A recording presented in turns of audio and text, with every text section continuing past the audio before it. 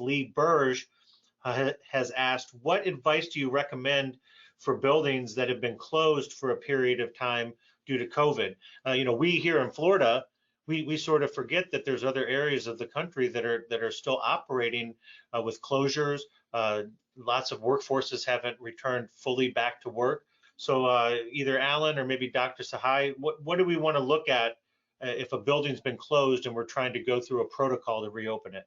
That's a very, let me share it first, Doc, and you can contribute. But we've done investigations in hundreds and hundreds of buildings post-COVID that did in fact sit for many, many months, and in some cases years, and being able to perform health performance indexes through building health checks, identifying the baseline conditions is absolutely critical. We have seen where buildings that have been shut down for months, if the ventilation system had not been in a good operable condition, will cause significant degradation to the building in a short period of time.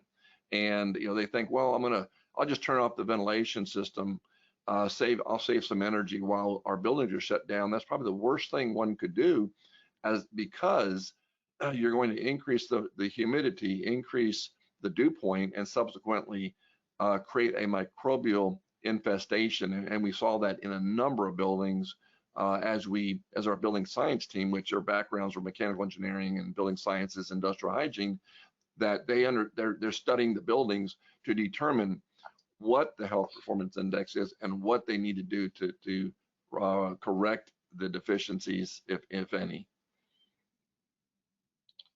I just wanted to add on that, if the COVID is one of the concern due to which the building were shut down, then obviously it is very encourageable to do the basic COVID testing as well as some sampling for the microbial proliferation, because due to the ventilation issue, there is a lot of built up, and once you kind of open or reopen the ventilation, there is kind of poof effect, what I call, because it's down the stream there is thousands and thousands of microbial cell. If it is being populated during that time, is going to go in the livable space.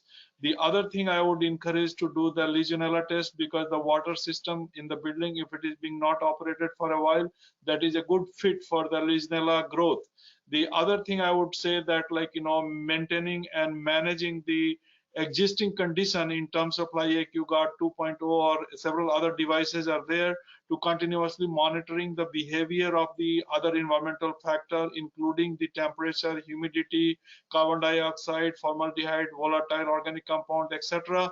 That is going to be very helpful to make a decision that whether the building is good fit for open or not.